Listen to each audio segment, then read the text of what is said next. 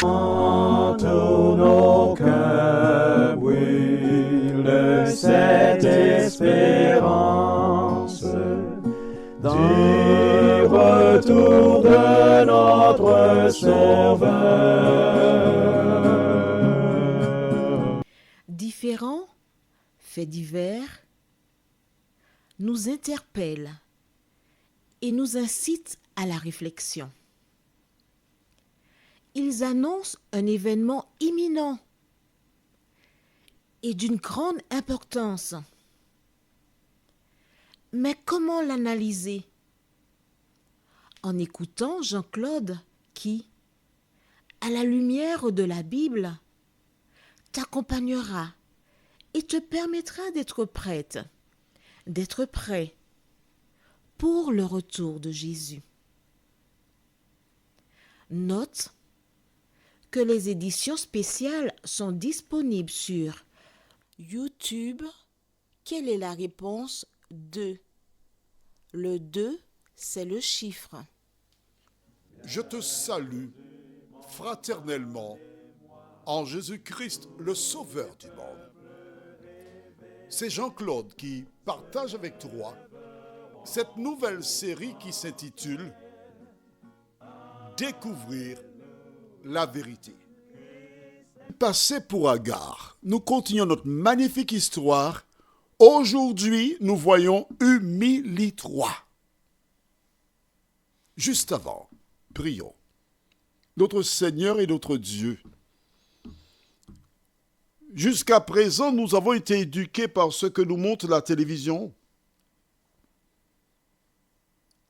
Œil pour œil, dent pour dent. Mais aujourd'hui, Seigneur, nous voulons savoir comment nous devons agir face au mauvais traitement.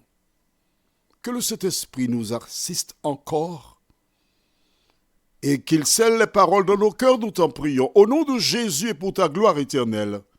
Amen. Nous lisons du livre de Genèse, chapitre 16, verset 9.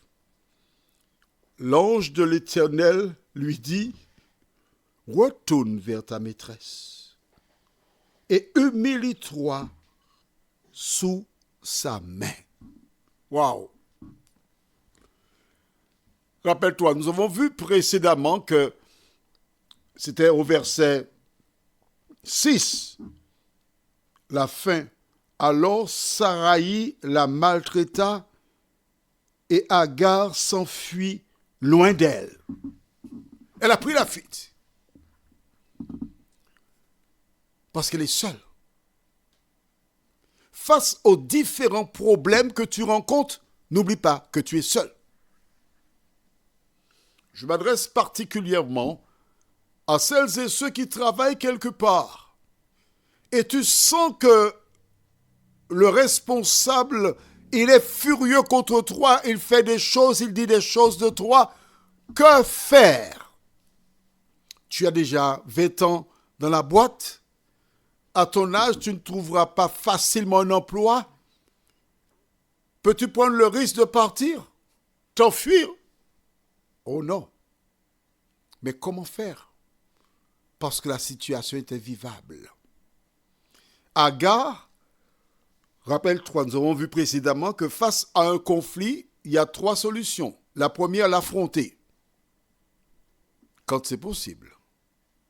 Je me rappelle, dans mon enfance, quand un enfant faisait quelque chose de contraire à ce que les parents exigeaient, ces derniers imposaient leurs lois.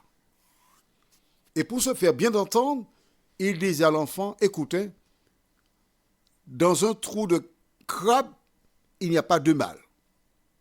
Alors, si tu n'es pas bien ici, tu sais ce que tu as à faire. Le parent imposait sa loi et il imposait à l'enfant qu'il n'avait pas le choix. Ce soit marche ou crève. Ce soit tu restes ici, tu respectes ma loi ou tu t'en vas. Donc quand c'est ainsi, tu ne peux pas affronter le parent. Tout ce que tu peux dire, c'est oui maman, oui papa, oui papa, oui maman. La deuxième solution, c'est faire le mort, ne rien dire et subir. La troisième, c'est prendre la fuite. Et comme je disais précédemment, pour moi, c'est la meilleure solution. Parce que ma Bible me dit, ne résistez pas aux méchants. Et Agar a eu une attitude que nous pourrions qualifier de chrétienne. Sauf que l'ange de l'Éternel vient vers elle. Il la connaît par son nom. Agar, servante de Saraï. Et j'aime beaucoup parce que lorsqu'il s'adresse à elle, que dit-il? D'où viens-tu et où vas-tu? En quelque part, il invite à réfléchir. Mais d'où viens-tu? Quel est ton passé? Eh bien, je suis né de X et de Z. Mes parents étaient des esclaves et ensuite, quand je suis né, tout naturellement, je suis devenu esclave. Et c'est ainsi que je suis arrivé dans la maison de Saraï. Bon, mais maintenant, où vas-tu? Je ne sais pas. Je connais mon passé, mais mon avenir m'est caché. Je suis en danger. Attention, rappelle-toi, nous avons vu que lorsque Abraham arriva en Égypte, on vit que c'était une belle femme. On a kidnappé Saraï et Pharaon l'a pris pour femme. D'accord? Et voici Agar qui est encore une belle femme qui se trouve seule dans un désert. Que peut-il lui arriver? Elle rencontre une bande d'individus. Forcément, soit ils abuseront d'elle, ou la prendront. Quand ils découvriront qu'elle est enceinte, ça va faire 2 petits esclaves qu'ils pourront vendre et ils vont gagner de l'argent. Aux Antilles, nous avons un proverbe qui dit « sortir en cendre pour tomber en diffé ». Sortir de la cendre pour tomber dans le feu. Il n'y avait aucune perspective pour Agar.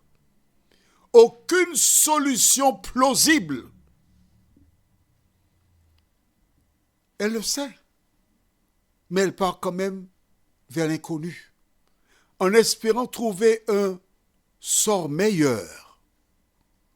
Combien de personnes qui vivent dans des pays, que ce soit en Afrique ou aux Antilles, et qui aspirent à aller en Europe pour vivre mieux. Et quand ils arrivent là, ils découvrent qu'il n'y avait pas mieux que ma terre natale. On a l'impression que c'est l'Eldorado, c'est un lieu où on réussit, où on devient riche. Mais c'est surtout un lieu où les gens méprisent ceux qui ont une couleur différente de la leur. C'est un lieu où l'on réserve des activités professionnelles que l'on rejette. Et en quelque part, on a toujours besoin d'esclaves. Lorsque Dieu te permet de naître quelque part, c'est parce qu'il a besoin de toi là où tu te trouves. Alors qu'Agar scrute l'horizon,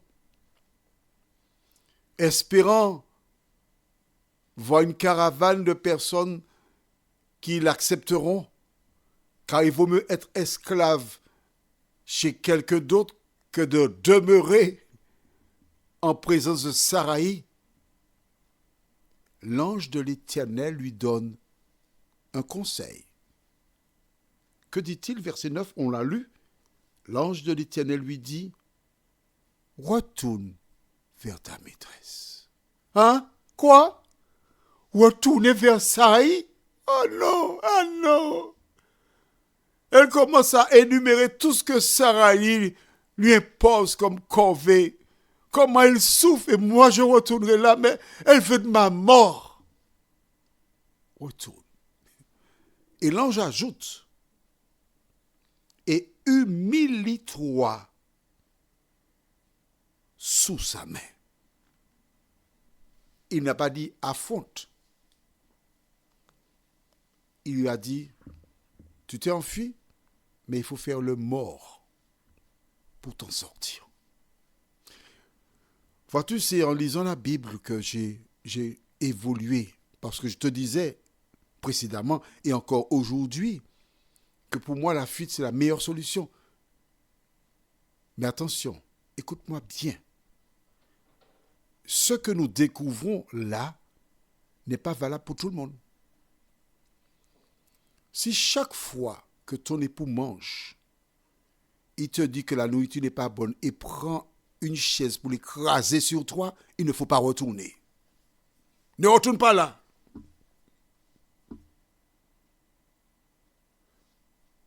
Parce qu'il cherche ta mort. Mais dans le contexte où nous nous trouvons, l'ange lui dit, retourne et humilie-toi. Que fera-t-elle du conseil?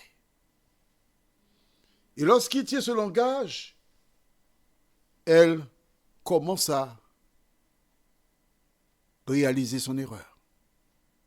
Quand tu te rappelles, lorsqu'elle s'est vue enceinte, on est toujours au même chapitre 16, verset 4. Il, c'est Abraham, alla vers Agar et elle devint enceinte. Quand elle se vit enceinte, elle regarda sa maîtresse avec mépris. Elle l'a fait. Elle sait qu'elle l'a fait. Et quand l'ange lui parle, le film défile devant ses yeux, elle reconnaît qu'elle n'aurait pas dû faire cela. Est-ce que tu es d'accord avec moi? Parce que c'est cette attitude qui a mis le feu aux poudres. Sarai n'était pas méchante. Sarai était consciente qu'elle ne pouvait pas enfanter. Elle voulait d'un enfant. Elle t'utilise comme mère porteuse et toi, tu veux la supplanter. Elle a mal agi. Elle a mal agi. Quel comportement as-tu à l'endroit de personnes qui t'ont fait du bien? Elle a été ingrate. Toi qui m'écoutes, est-ce que tu as un comportement qui ressemble à celui d'Agar? Allons, ne me réponds pas. Passe ton film dans ton cerveau. Tu as un parent, un collègue, le patron, une amie, un ami, des membres de ta communauté avec qui tu as foi. Réfléchis sur ton comportement. Et comme l'ange conseilla à Agar, il faut t'humilier. C'est toi qui dois faire le pas pour renouer la relation. Et lorsque Dieu donne un conseil, c'est toujours pour le bonheur de l'homme. Que fera Agar? C'est ce que nous verrons prochainement. Mais laissons Agar. Que feras-tu pour renouer avec des personnes? Prions. Seigneur, merci. Merci parce que à travers ce conseil, humilie-toi, nous découvrons que cette femme avait erré. Merci de nous éclairer, de nous aider à faire notre propre bilan et à suivre ce conseil divin.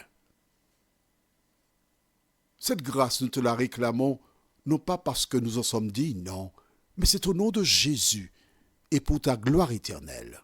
Amen. Que l'Éternel continue de te bénir.